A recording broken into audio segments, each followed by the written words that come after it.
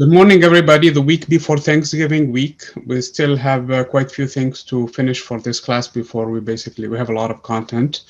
There are a couple of chapters actually that we're finishing actually Earth Science today. And also there is an assignment that is on chapter 21. It has 21 questions, which is kind of odd, but that's by accident. Anyway, it's on actually Canvas. And I'm hoping that you guys will finish it. It's going to be due immediately after Thanksgiving, not this Monday. This coming Monday, of course, is a break. The Monday after is going to be when it's due. So you need to really pay attention to that. I will try to follow up with the message actually on announcements to make sure everybody is on board on that, because I really don't want people to miss that. This is a type of a homework assignment. In other words, it's not a timed quiz. Usually when it's this way, you'll have a question, you'll have plenty of time to go and research it from the book and then find the correct answer and you click on it. You only have one attempt at it, so you really do not want to start it until you're actually ready to go. Then take as much time as you need, an hour, 2 hours, whatever it takes to complete the entire task and get it correct. So I'm hoping that everybody understands that there are different types. There are types that are assigned basically with time, and then those that are not assigned with time, where the intent for it is that you go and review the book and make sure you understand the question and you understand the answer to it also, and you take your sweet time to answer it correctly. Does this make sense to everybody, at least the people who are here?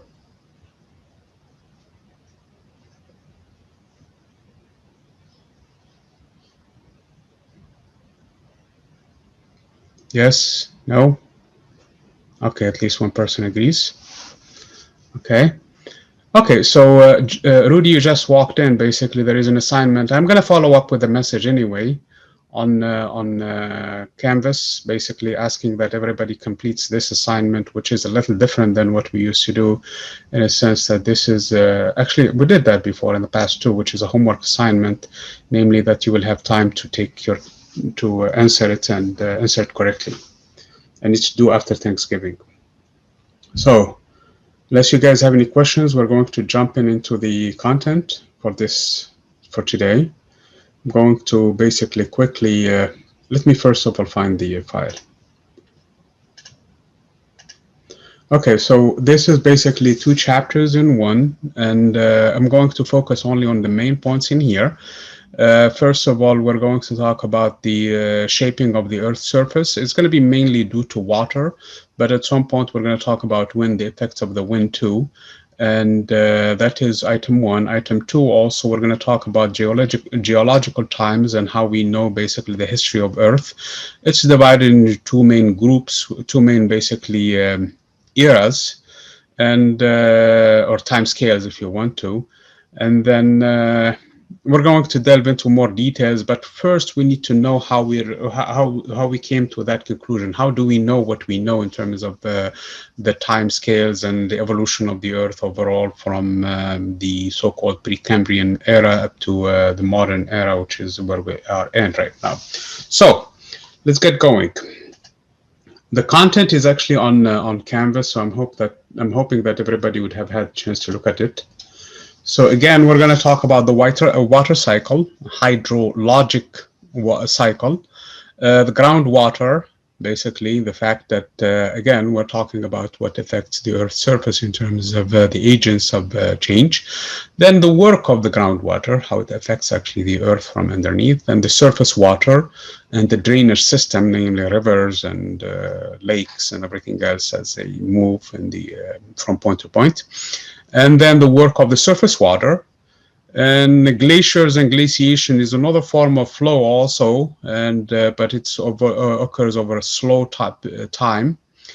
And again, the work of glaciers and the work of air. So all of these things are the effects basically of how the Earth is being shaped by different agents, mainly water and air. Okay. In the second part, we're going to be talking about basically geological times, rock record and relative dating. Okay, how can we know basically this rock is older than the other rock and vice versa? And then we get into a more accurate way of dating, namely radiometric dating, using radioactivity as a process to date rocks. Basically, you take a rock, you look at its content, you know, for example, element A is going to move and become element B. Okay, it doesn't matter which one. And if I have, depending on the ratio or proportion of element B to element A, because I know how long it takes for the process to occur. How long does it take, for example, for half of element A to become element B? Now, if I measure this time, I mean the quantities, and find it's exactly half, for example, then I know it took that much time for the rock to, from the time it was formed till today. That is basically, in a nutshell, what radiometric dating is. And it's an accurate dating, give and take, of course, depending on the accuracy in there. If you're talking billions of years, of course, you're not accurate to the second, or to the minute, or to the day, or to the year, for that matter, or to the thousands of years, probably within that margin. Same thing if you're looking at carbon dating, for example, which has far more accuracy, but it doesn't go all as much in time as, for example, uranium or other elements that we will see. We're going to discover geological times. Those are the things that how the Earth is. First of all, you have the Precambrian time. This is basically that most of the life of the Earth is actually in that region, namely the Precambrian, and that extends from 4.5 billion years ago, from when the Earth was formed, up to 540 something million years ago. Okay. So that is the Precambrian period, and that is basically life was in a small forms, and all of this is divided actually based on the evolution of life, if you wish. That's how life basically have evolved throughout this time. Then, of course, we come into the modern era, which is defined into modern time, which is divided into different eras, and even the Precambrian also is divided into different eras. There we have, we're going to get into the details of that. And we get into a little bit, hopefully, of in a nutshell what's going on. So let's talk about topic number 1 first. Okay. So again, water, for the most part on Earth, is actually in the oceans, okay, in the form of salt water. So that's basically 97.2%, if you wish, of it is in there. Then the remaining, the less than 3%, is actually divided into smaller and smaller portions. You have the glaciers, which take a big portion of what is remaining, and then you have the groundwater, and then the surface water, and followed by the soil moisture. So that's basically what, in a nutshell, is the proportion. So the vast majority of water on the Earth is actually in salt water in the oceans, okay? So that's almost a little more than 97% of that.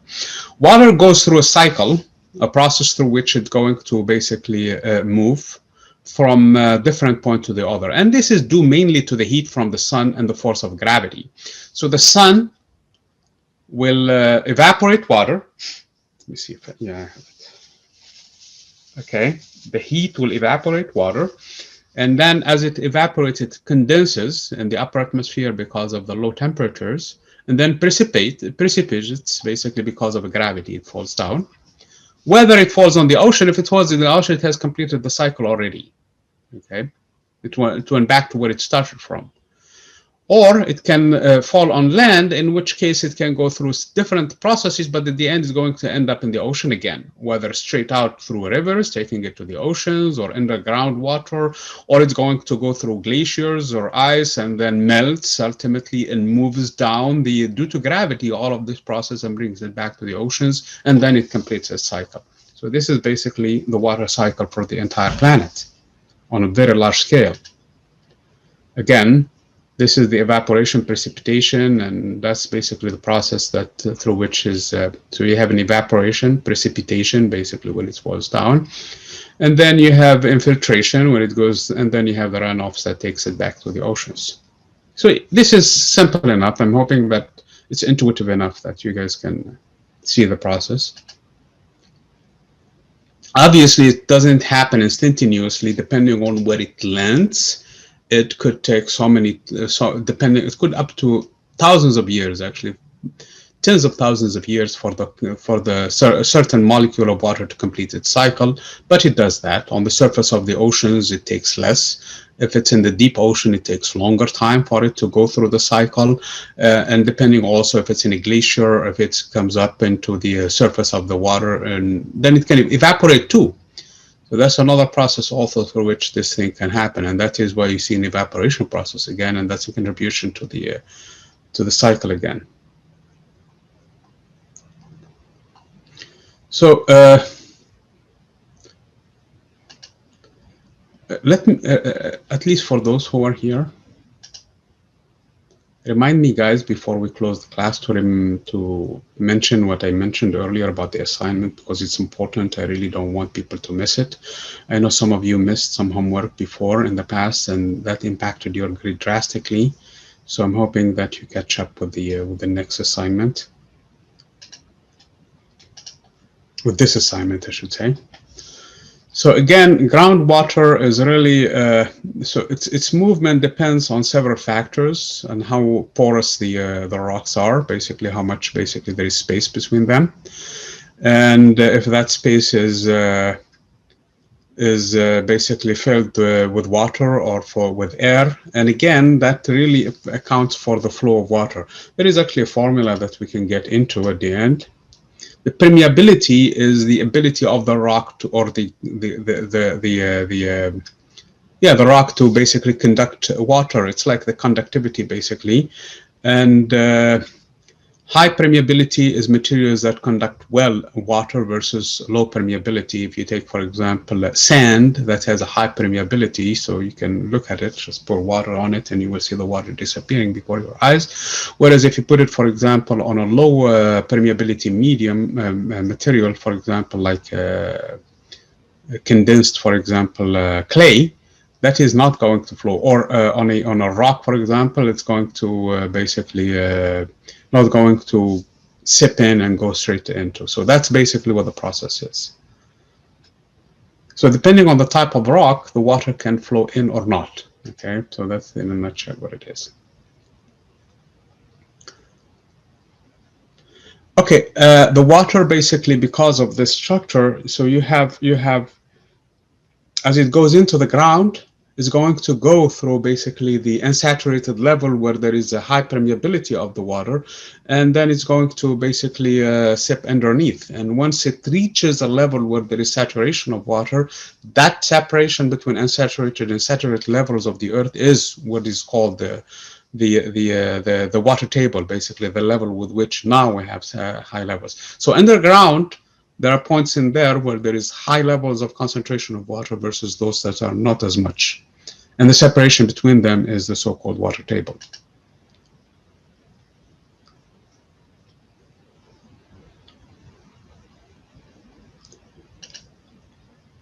Aquifers are reservoirs of water, basically where you have a huge amount of water, and there's a lot of aquifers for example, in the United States. There is a big region extending for a big chunk of the United States from basically the northern parts in, South Dakota all the way to Texas. So it's a big area in there. So that's where the water accumulates and basically it becomes in there.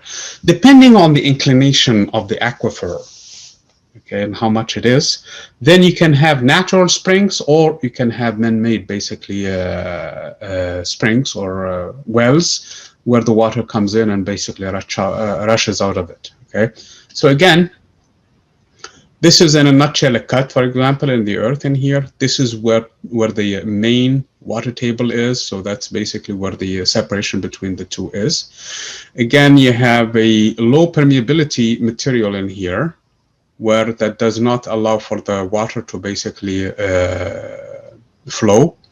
And then you have regions in here, and you have, of course, the natural springs that form in here. And where the high permeability in here, where there's basically a lot of water is, or at least saturated in the region, that is basically what it is. So this is a cut in here in the ground, and again, the water seeps in and basically accumulates in points in there. So again, this is the point I was talking about earlier. The fact that you have a difference in height, Okay, gravity will force basically the water to flow through. Okay, so this is the so-called this is the hydraulic head. This is where the flow is, and depending on this region, how much you have a decrease in here. I mean, how much you have a decline in there. That's the gradient. So the gradient is nothing but basically the slope with which the water is flowing. And you can find the slope the normal way we do find the slope, which is really, what is it? A rise over run. Okay, which is just the tangent of this angle, and you can find how much it is. The steeper it is, the higher the gradient is. Okay, which brings us to this formula, Darcy's law, that basically the rate of flow depends on, of course, the hydraulic conductivity, the permeability. The more the conductive the rock, the higher the flow is going to go through it. And again, through the cross section also. You can think of it, if you have a big cross section, then you have more flow in it than if you have a narrow cross section. Narrow cross section, if you want to push flow, water flow, you really have to have a high pressure in order to push it. Otherwise, there is very little flow that's going to happen. And the hydraulic gradient is exactly that difference in height that I was talking about. Of course, it's not just a difference in height. You could have a difference in height at tilted angles, depending, so you could still end up with not so great, basically high gradient. So if this is one level and this is another level, this is still a gradient, but this is even better. Okay, so this is a high gradient because in this case you have a lot of rise for very little run. Okay, whereas in here you have the same rise but for a much longer run. So in this case the gradient is much higher in here than it is in here. Okay, so the combination of this gradient with the cross section, this one will allow more flow than this one, and the conductivity of the material itself. Okay, how permeable the material is itself. So this formula was devised by Darcy, and now it's named after him, that basically defined the flow of the water or the groundwater in general. Okay.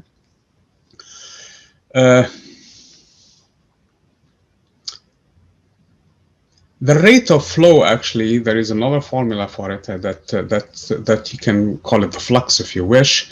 It has to do with how much basically flow, that is basically this formula in here, the velocity of the flow per unit cross section.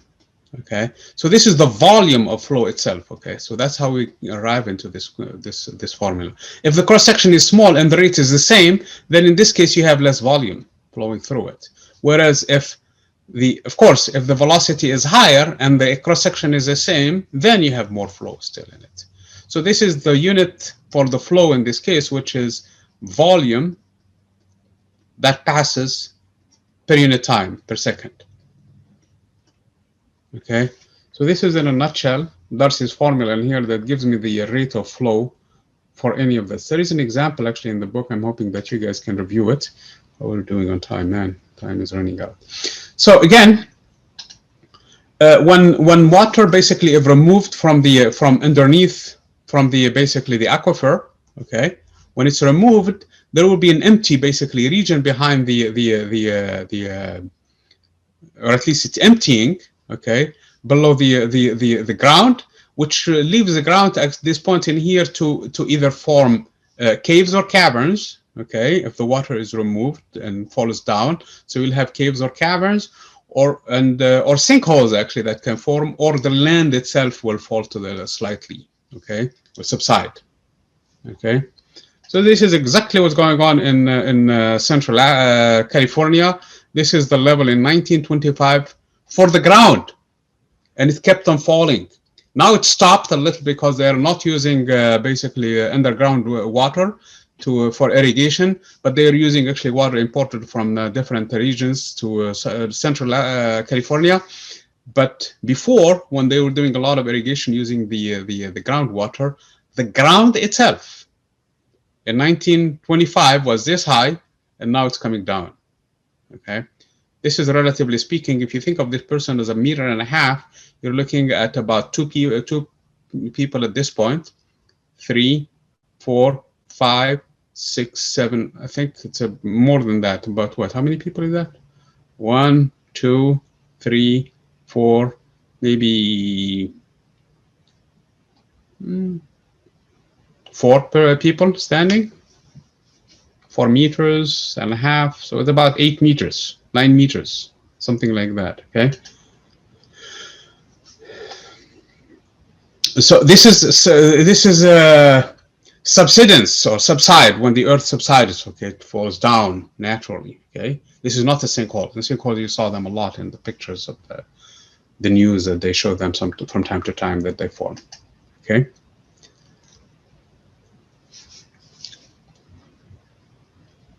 So this is basically how the land subsides. Caves and caverns, they're due mainly in limestone, and this is to a chemical reaction basically between the water that is actually that collects carbon dioxide from the atmosphere and becomes acidic and reacts with the limestone, which is actually more basic, and now you have basically shallow regions in the rock itself that form. And this is exactly how the process is. So it keeps on chewing from it until, and then of course as the water goes down, it leaves these openings in here, which are mainly the so-called mainly the caves, and sometimes they're big enough to become caverns. Okay. Sinkholes, again, they're formed in a similar process, but that's usually on a sudden basically depression of the ground. So again, we're talking about how water basically affects the earth in here, especially groundwater. Surface water, on the other hand, is usually through a drainage system, which includes basically rivers and all of the other lakes and reservoirs and streams in general. So that is also affects the earth, and the biggest example is the Grand Canyon. Okay. It carves out the landscape and it deposits its sediments. That's the two main things. Okay. If you look at the deltas, for example, there is a lot of sediments in there that form in it. For example, and again, it depends also on gravity, and the gradient also plays a role in the flow in this case. Okay, and the geometry also plays a role, because at this point you have friction between the water flow and the area surrounding it, or at least the sides of the river or the sides of the flow, and also the ground. So you will have friction in there, and because of the water trying to move, so it's going to bring the sides with it and changes the landscape. It's actually interesting there was a topic about the Mississippi basically having changed location, where changed the state lines basically from one point to another. So it's, again, I was talking about the maximum flow in this case, or the maximum speed in this case, is going to be the middle, because of the fact that you have a lot of friction on the sides in here, because there is a lot of contact of the flow in here. Okay. But that's where the water is doing its work in here.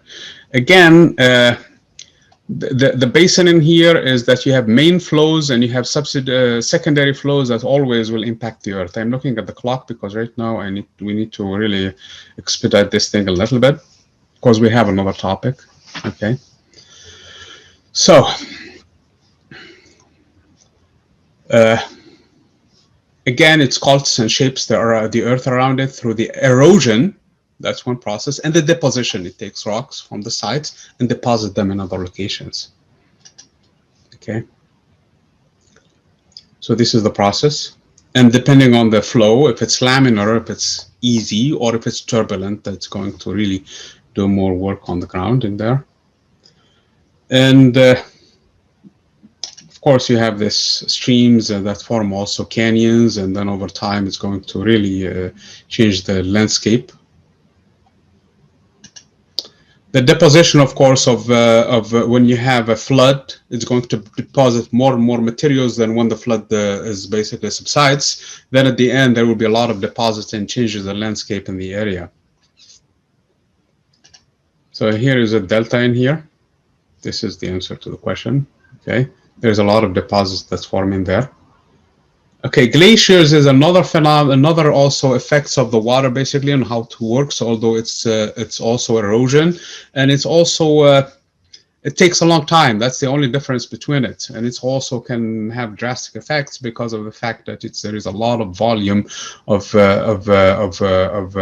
water, basically solid water, that is moving. Okay, so it can do it can change the environment around it. Okay. Of course, there is a deposition still with the snow, is sublimation or change directly into gas. Or vapor, and then the flow itself, and at the end it's going to melt in the oceans. Okay, this is the Alpines. Okay, the last part of this chapter is the work of the air. It's similar to the water, except that it takes upper layers of the earth, and because the air itself carries with it a little bit of sand and a little bit of elements with it, also it's going to affect the surface of the earth. So this is basically the weathering of the earth. The second part. Any questions about the first part? I'm skipping a little, and I'm hoping that you guys will go and review the content, because you're going to be tested on it. And if you have any questions, please ask me, so that we can have this one in here also. Yes, no? Okay. So the geological time, again, is the second part, chapter 23. Okay. This will, by the way, will be the last day we're going to do the earth science. In terms of the exam, things that are connected, for exam 4, that is due immediately after Thanksgiving, we'll have part of these chapters in the exam, and of course the next part, which is starting this Thursday, which is astronomy. So again, Earth was formed, of course, 4.5 billion years ago, so it's that old. And this is basically, relatively speaking, when the human basically history started, relatively speaking, compared to this Earth when it was formed. If the Earth formed on January 1st, the oldest rocks that were found were on February 26th. So before that, all of the rocks, we don't have any records for them. Bacterial life will have started by around March 23rd. At that time, basically, we are still in the Precambrian time. And this is March 23rd, so there is no trace of the humans. There is no trace of mammals at this point. There is no traces even of the dinosaurs. Dinosaurs, which we have a lot of record for them, would have started on December 14th. Remember, from January 1st all the way to December 13th to December 26th, that's how long they lasted. From the 14th of December to basically, what is it, the 26th of December, that is... How many days is that? 12 days, okay? They would have lasted. We humans would have lasted for about a minute compared to the entire period. So the Earth was, at least the dinosaurs lasted a long, long time compared to us, okay? If we lasted for a minute, they lasted for 12 days, so that's relatively speaking. Of course, the Homo sapiens, the prelude to the humans, they started before us around 1150, and then we started about a minute ago. So this is in a nutshell, basically, what the history of the Earth is. Okay. Okay. Relative dating is basically relying. Okay. Every time we get to this point, there is that joke about Arkansas. So that's not how we talk about relative dating, okay? So if you don't know what I'm talking about, you're lucky. If you are, then get it out of your system. Anyway, so relative dating is a way for us to date basically rocks with respect to one another, okay? And here is where the question of the day is. Name the 4 main principles of relative dating. Okay, the main 4 ones. Let me get to them first, okay? There are 6 actually, but I need just the main 4 for right now. So let me stop sharing the screen.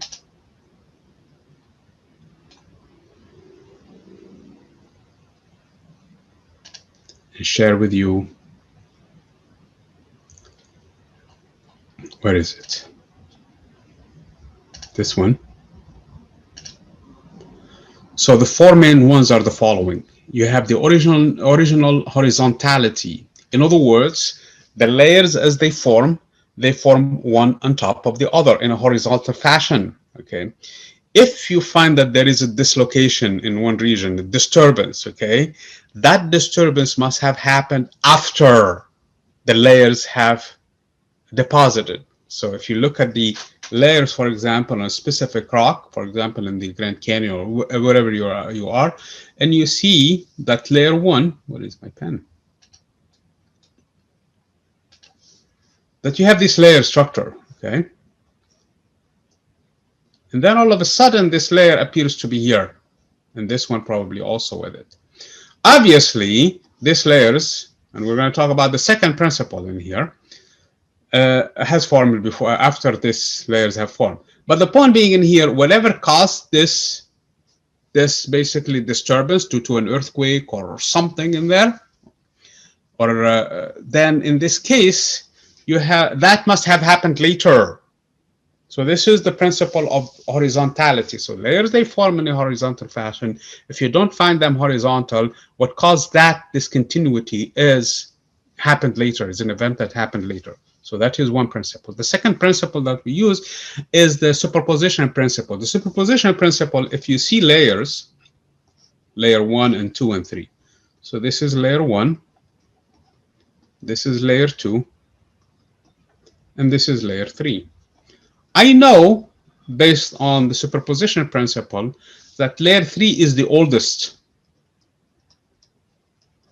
and layer 1 is the youngest. Okay, layer 2 is older than layer 1, but younger than layer 3. So that is basically how we can think about it. Usually, if I'm going to label them, I really should start with layer 3 being the first, and so on and so forth. So this is the superposition principle.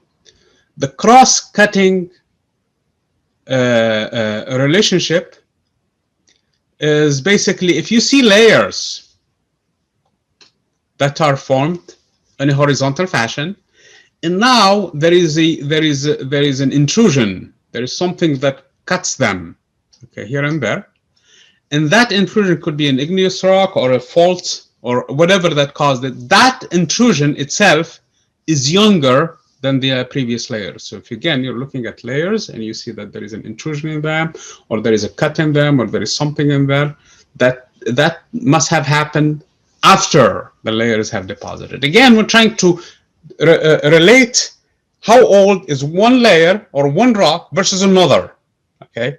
And if we examine the rocks, we're going to follow principle 1, 2, and 3, and then 4.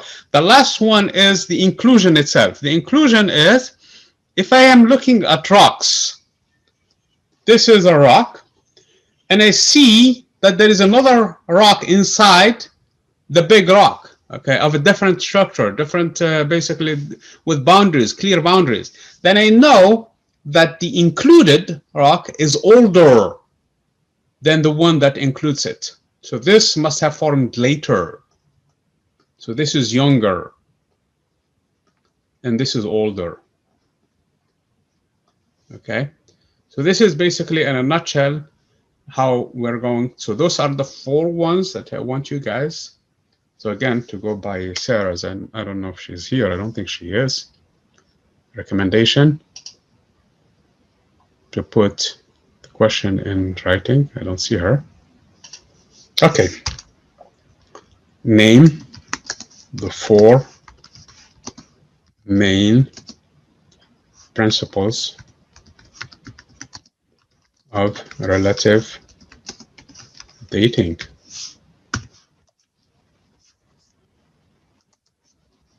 Okay. Does this answer your request, Masada? Okay, good. So that's the question, and the answer, of course, we discussed the main 4 ones. Now, there is a trouble with this approach also. That's why we need the other 2 principles.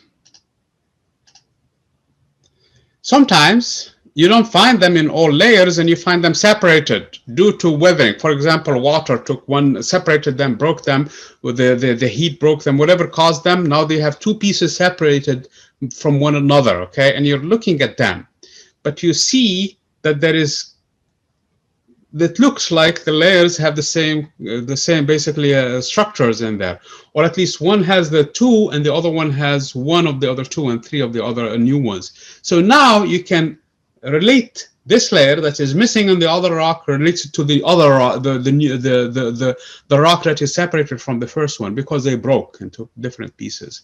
So this is what we use the lateral continuity principle. So if this layer, for example, let me get into this one. Okay, let me get a pen. These two layers, for example, are like these two layers. Then I know this layer, for example, is related to this one by the age in this case. And I can say that this layer, of course, which is younger than these two layers, and these two layers are older than this layer, then I can use a lateral continuity in here to relate this layer to that layer. Because although these two are separated, so if I connect them next to one another, put them back, then I can relate the layers, okay? So this is where the lateral continuity also comes into play. This is not part of the question, by the way. The last one is the faunal succession. If you look at the fossils in here, whether plants or animals, okay, and you can look at them and you know that, for example, there is only specific direction for fossils to go into. The animals evolve from one species to another, from one type to another. And you can determine based on that you have this fossil in this rock, and you have this next one in the other rock, or the same one, or the one ahead of it. Then you can relate these two rocks to one another. Are they the same age? Is one older, or is it younger than the other one? Just by looking at the fossil records. So again, the combination of the sixth principle will give me an idea into how old the rocks are, but it doesn't give me specifically how old they are. It tells me that this is younger and this is older. This is younger and this is older. You guys understand that? And this is younger than the other two. And this is older than everybody else. So I can basically relate this, but it doesn't give me a time. It doesn't tell me exactly when these things happen, okay? You see, that's really, of course, how big the layer is also can give me an idea how long it took for that deposition to happen. So that is basically how the principle works. Does everybody agree on this? Do you know what the assignment is?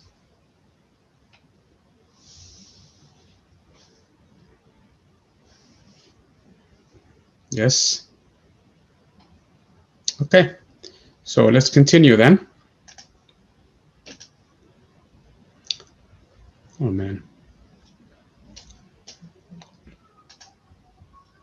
I don't want this. The email popped up in here.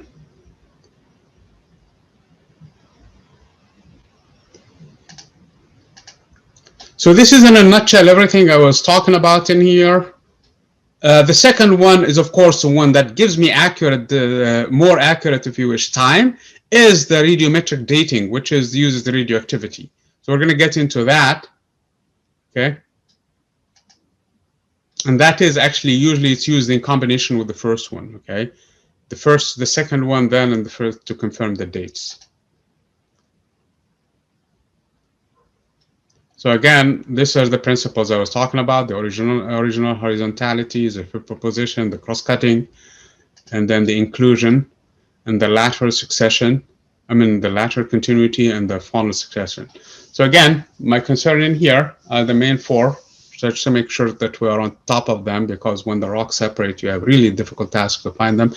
But trained geologists, they really are smart at this, and they can pick them up. So again, there are gaps in the records, and those gaps are called inconformities, and they're due to the fact that the ground is not really stable. So this is the deposition. Now this is basically the mountain building. So now you have different layers. Basically, they have changed. So in this case, they have already deformed. And although you can still see the different layers in here, but now when you have water flow and you have things that are going to weather things, they're going to affect those layer structures, and now things have moved dramatically that you have to invoke all the 6 principles to find them, and hopefully you do, okay? And then on top of that, after the land subsides because of basically the groundwater moving from underneath, then you have more water depositing more layers on top of it. So the ground is always changing. So the inconformities at the end will make the problem a little bit harder for a person to find it. Okay, here is a question.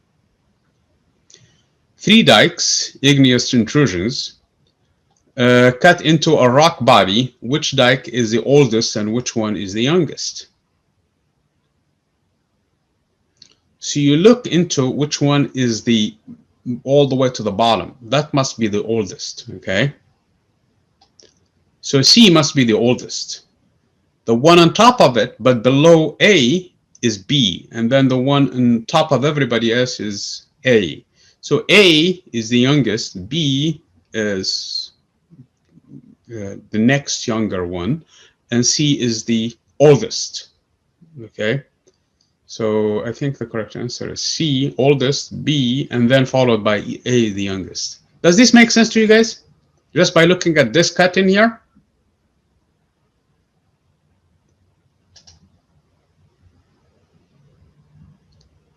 It's like when you're making a, trying to come up with an analogy in here. With cake, okay? With the cake. Of course, you can't put the bottom layer last. You have to put the bottom layer first, and then the second layer, and say third layer, okay? Yep, okay. So when you cut your cake for your next birthday, look at it, and you can tell exactly which one was put first, okay? To be weird if you start with the top layer and put it first. And then flip the whole thing. Is that called an upside down thing or something? Is there such thing that is called that way?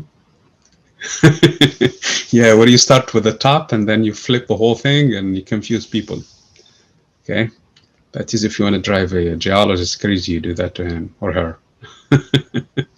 Okay, okay. Normal cake, okay, normal one, okay, the one that you go and get it from Vance or wherever you go and get your cakes. Okay.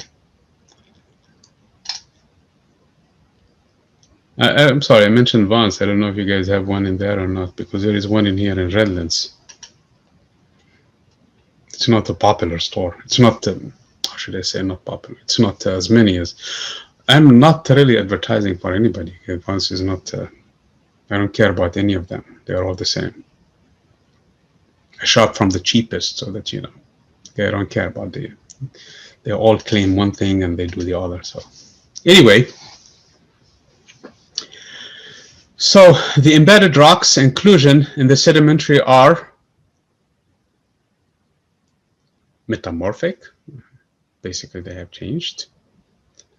Older than the sedimentary rock layers, or younger than the sedimentary layers, or the same age as the layers. No, they must be older, because how could they be basically included if they did not form before? Okay. Okay, which brings us to the more accurate way of actually, not the more accurate, I should say, at least the way of actually dating also, but using radioactivity. So a radioactive material, like for example, we have a list in here, uranium-238, which transforms and becomes lead-206. So that the numbers in here are the isotopes. So uranium is uranium, lead is lead. Both of them have the same chemical properties, but their masses are different because of the number of protons, a number of neutrons in them. So the number of protons are the same, identical between the two atoms. The number of protons in here between the lead is the same, but the number of neutrons are not. So uranium-238 will transform into lead-206. How long does it take for the process to occur? It takes 4.5 billion years for half the uranium to convert into lead-206.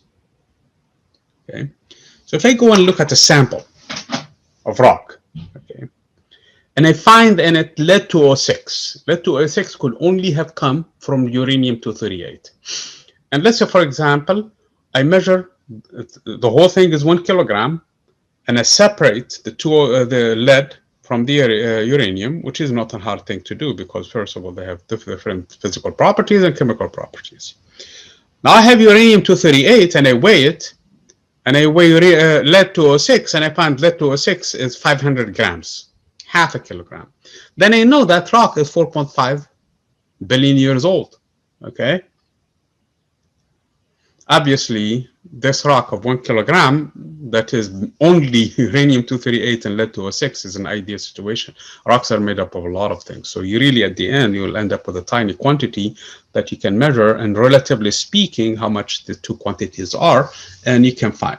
If it is more lead-206 in it than uranium-238, this must be older than 4.5 billion years, and this is an impossible thing because the entire Earth is that old. So you cannot find a rock that has lead-206 more than uranium-238. This is an impossibility. Okay. Actually, you could find less if, for example, that formed more recently in a different process, and you collect it.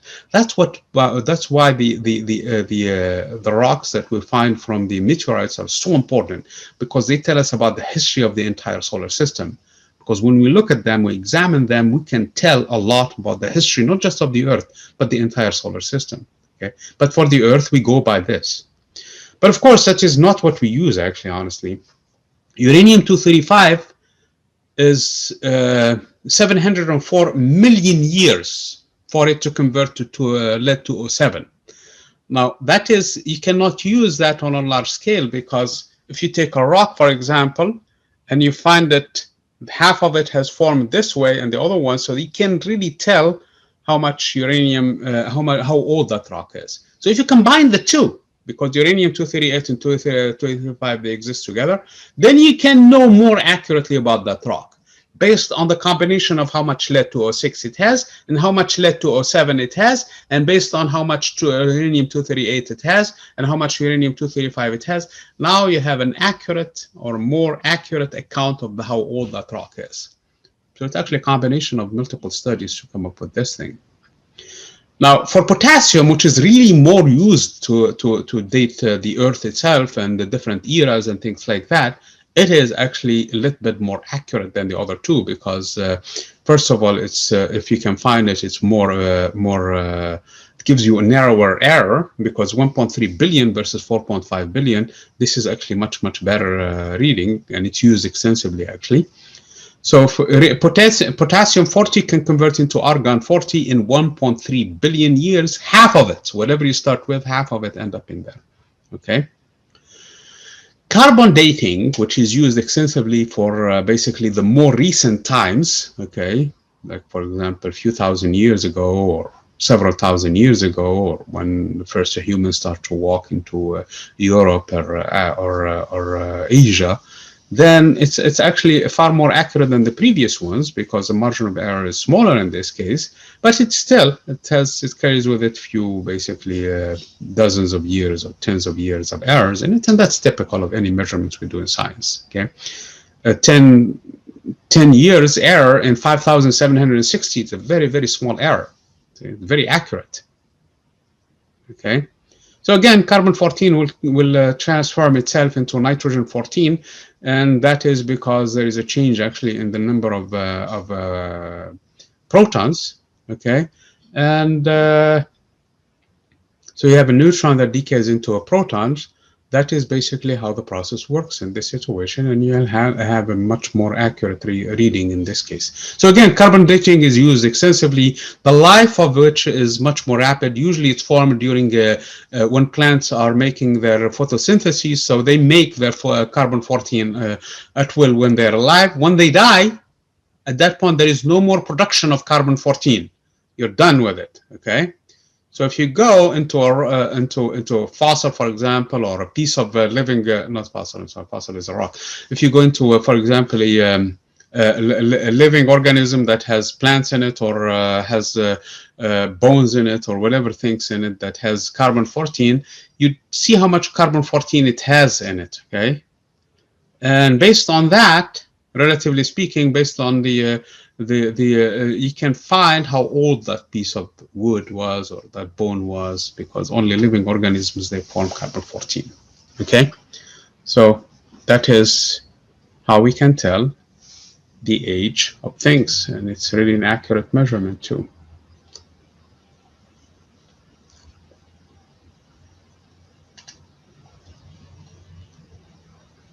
So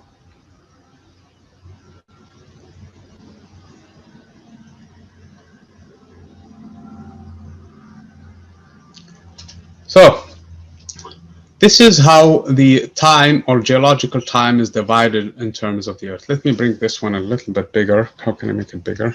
Control plus? No, it doesn't do that. Okay, first of all, the Earth basically time is divided into eons, and there are two main ones. There is the Precambrian time, and there is the Phanerozoic time. This is the modern time.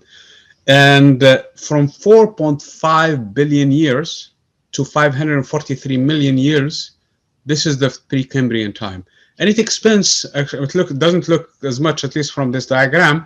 It is actually by far the longest period of time, and we know the least about it because the rocks that formed in there and whatever sediments, it's very hard to find, okay? They must have moved so down, and then it's very hard to find them. So this is, we know very little about it. And it's divided into different eras. You have the Hadean era, the Archean era, and then the Proterozoic era. This is when the oxygen started to form in here on the Earth. Before, the Earth was deprived of its oxygen. It was actually super hot to begin with, no oceans in it. And then as the Earth started to cool down, the water started to precipitate and the oceans started to form, which led to the first organisms, which were like basically marine life that were basically mainly doing the photosynthesis, in the process forming oxygen. Well, oxygen initially did not really go into the air. It was, so the air still has a huge content of nitrogen and carbon dioxide in it, and it was not really yielding for the different forms of life that evolved later on. So most of the oxygen that forms actually went into the rocks and basically combined with iron and other and calcium and other things. So the oxygen did not really go straight out into the air until at some point, the pace at which the oxygen was forming outpaced the depletion of the oxygen by other processes. So in that case, there was actually the so-called Cambrian explosion, and we moved into different points in time. About 543 million years ago to about 248 million years ago, and that is when the shell life, basically the explosion first of all happened in the oceans, because as the Earth started to basically, it was warm at that time. The oceans were too much, and they covered a lot of the, actually there was shallow water in most of the oceans, most of the continents. So at that point allowed for this life to evolve and have shells in it, which allowed the fossils to start to be documented and found. So this is why we have far more better understanding of this period, basically of the Eon period, than the other one, because at that, before that period, we have a bacterial life that was started to basically form the oxygen. Now we have oxygen that started to basically fill the air, and now the process of basically animals that depend on the oxygen start to form. So again, this is divided into three different eras, including the current era. It ended with a huge, basically, animal and plant, basically, extinction. Basically 90%, more than 90%, 95 or 96% of the marine life basically disappeared at that point for some reason. A lot of these things are still basically under research and examination. So a lot of these things are being explored. So again, we're using all of these techniques we're talking about to see the dates and all of that, and examine the fossils. And now you have more of also in terms of the radiometric dating, to find that there was actually a huge extinction in here, where most of the life, basically, even animal life, basically went extinct by 70% versus that of the plant life, the marine life, which was so the land animals basically 70% versus 95, 96% of the marine life, which is a big thing. So again, the first reptiles starts to form in here. Then the Mesozoic period that starts with the Triassic, then the Jurassic, and the Cretaceous period. Those are the times of the dinosaurs. Okay. about 65 million years ago, there was a huge, basically, extinction also of mainly all of this life forms, which allowed for the mammals basically to start to evolve. Okay, so this is the period dominated now by the mammals, basically all the things, rats and mouse and us, and basically because they started to fill the, after the extinction happened in here, they started to fill the gap that was left by the dinosaurs and all of them. Some of the animals from the dinosaur era evolved, and they still exist with us. Like, for example, crocodiles and all some of the reptiles that we have in here. But others basically went extinct, and that is when the humans evolved very late in this this period in here. Okay. So the point being in here is that there was also massive extinction. At this point, there are a lot of theories about it. The leading theory is the meteor impact that happened in the Yucatan, and that for some reason basically was so massive actually that blanketed the Earth for so many months and years after that before the Earth recovered. Most of the plants started to die because of they were starved from the sun, basically their energy, and leading also to the animals to die, and that was triggered basically a lot of extinction. Now, the small animals, especially the ones that were hidden in the underground, or the ones that were in the ocean, they survived, and that's what explains a little bit the survival of some of the what you call them, the reptiles, like for example, and then after that you have the basically onset of the mammals, which led to the humans as we know them. So this is in a nutshell basically the history of the Earth in here, and of course the evidence of it. So this is more details on these things in here.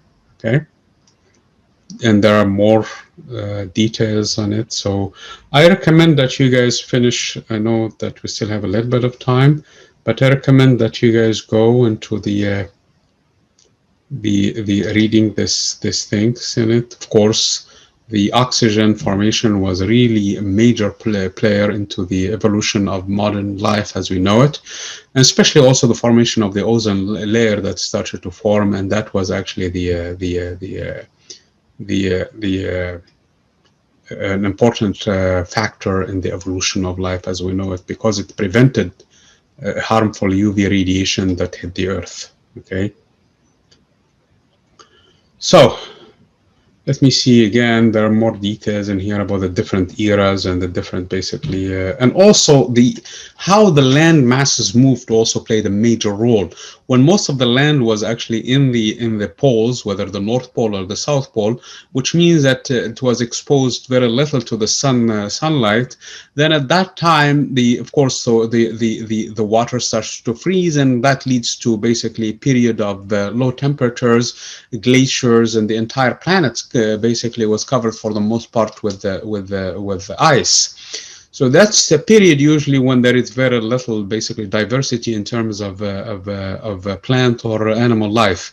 Then when the plant, because of the plate tectonics that we learned from chapter 21, then when the planet starts to move and evolve and separate and move into the equator, then in this case, that the planet overall starts, because the ice starts to melt and the planet starts to warm, and that allowed for the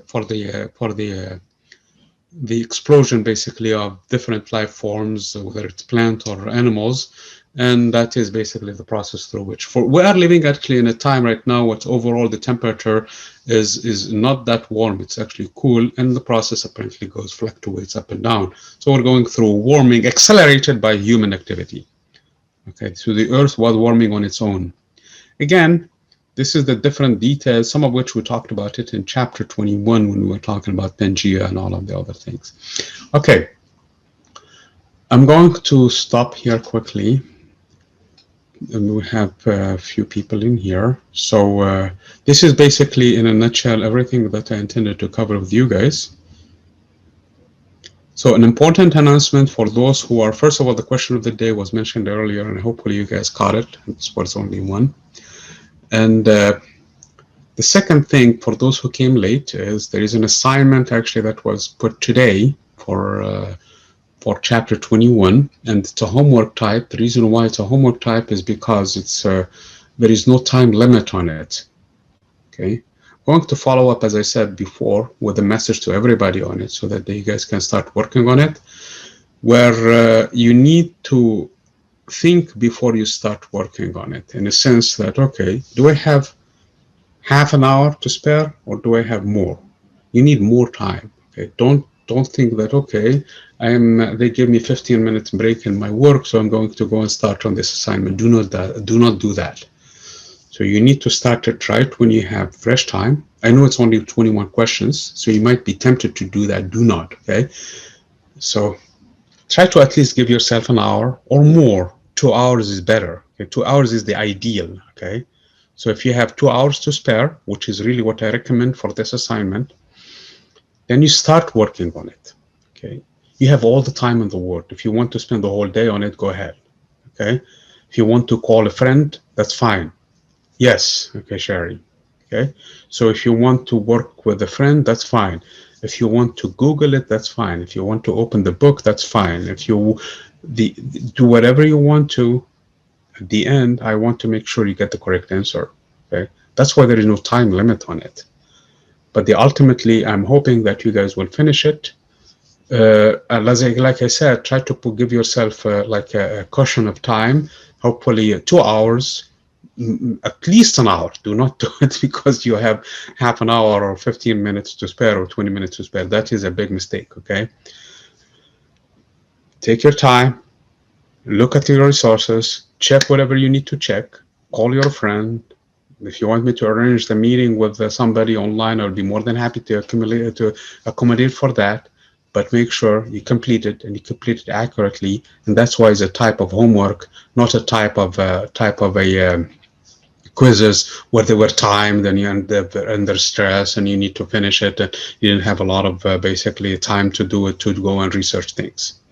No, it's not that difficult, Sherry. I'm sorry. I'm sounding kind of too alarming and raising. No, okay. The intent for it is, and that is the only thing I have in mind, is that you master everything in there.